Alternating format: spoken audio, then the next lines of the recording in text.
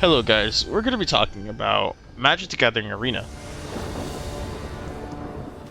Now, there's a lot of things about talking about Magic the Gathering, but let's first talk about how Magic the Gathering Arena is different from Magic the Gathering. I'm assuming that since you've shown any interest in the Magic the Gathering universe, I'm assuming you have played the card game, and you probably even played Arena. What you probably want to use this. Is it worth playing in 2020? Is it stable? Is the meta good? Well, right now, meta is very diverse. You have aggro, you have control, you have mill, and you also have summoning. I won't be going over summoning that much, mainly because there's a lot to go into. But summoning is top meta, and uses a lot of elementals to gain mana, and uses Gilded Goose to trigger food effects. And if you don't know what food effects is an item, or more likely a token, that you can tap to, sacrifice it, and you gain 3 life. Which does trigger sacrifice costs for abilities. So more going in, is Magic the Gathering evolving into a phase of which I can now play the game properly, and I don't have to feel clustered into its own development? Or can I expand into making my own meta? Well, with the new expansion, there's been a lot of changes. Some good, some bad. We have the reintroduced to some new cards.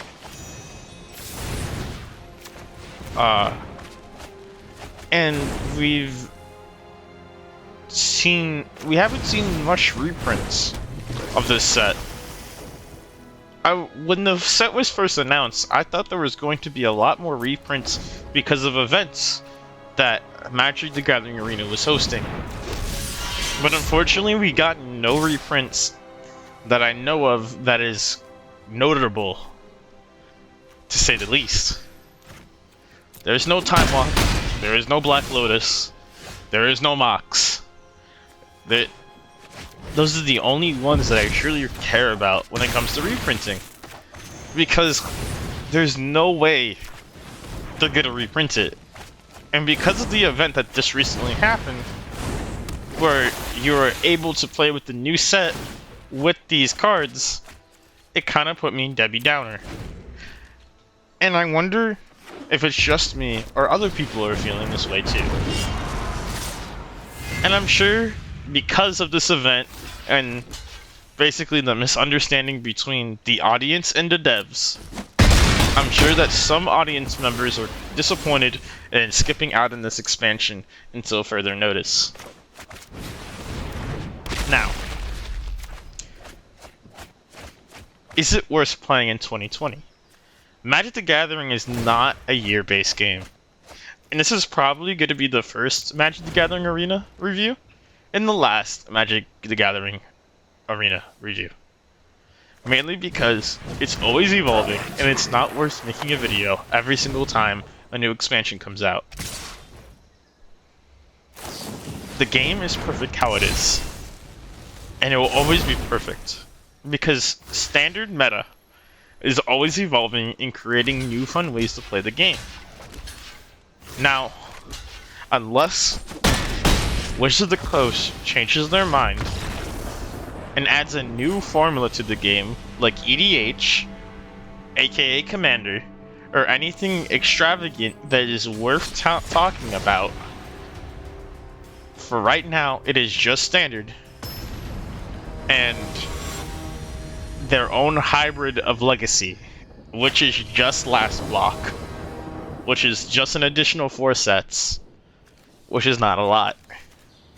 But right now, Magic the Gathering is so efficient in comparison to other card games.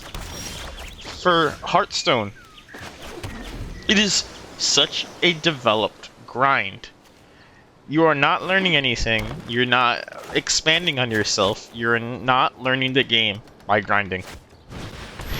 In Magic the Gathering, it forces you to take a branch off. Sometimes you'll get a quest that says, play a certain amount of colored spells. For example, today was blue and red for me. So, I played my red deck a lot, which I don't normally play.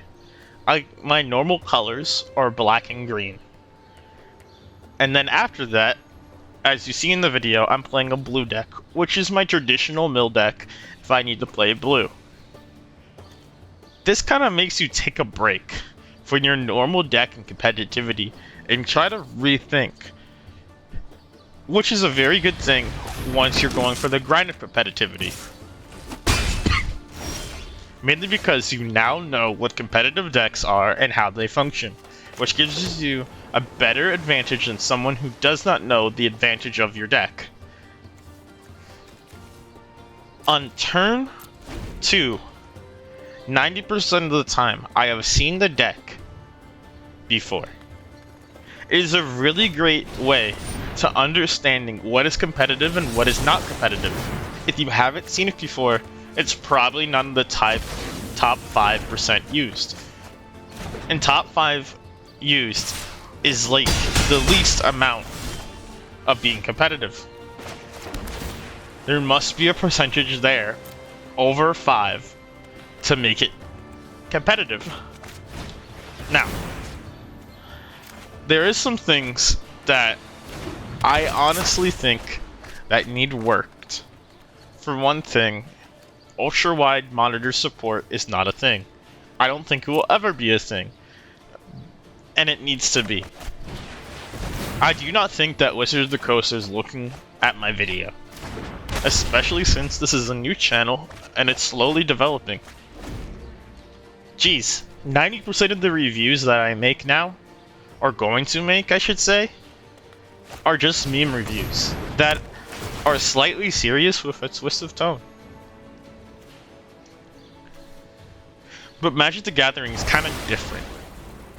There's no way you can review a Magic the Gathering game, because it's always everlasting. It's always developing into something new. The only way you can make a final review of this game is if Wizard of the Coast finally dies, hit the dust, and the IP goes with it. Unfortunately, the Magic the Gathering haters will never see the day of light when it comes to this success. The development of this game is so great that I wouldn't worry about it at all. And if you're a Magic the Gathering fan, you would already know this. The community is so great, so amazing, that every single time you go to your local card shop and play Magic, you find new interactions with people and a lot of new friends. I really hope you like this video, and I really hope you do think about it and do subscribe. Magic the Gathering Arena is free and just launched on the Epic Games Store. Hashtag not sponsored. Hashtag not sponsored. Hope you guys download it, and I hope I see you. Maybe drop down a comment. Maybe it'll link your tag. I don't know. But hey. Anyways, have a great rest of your day, and I hope to see you soon.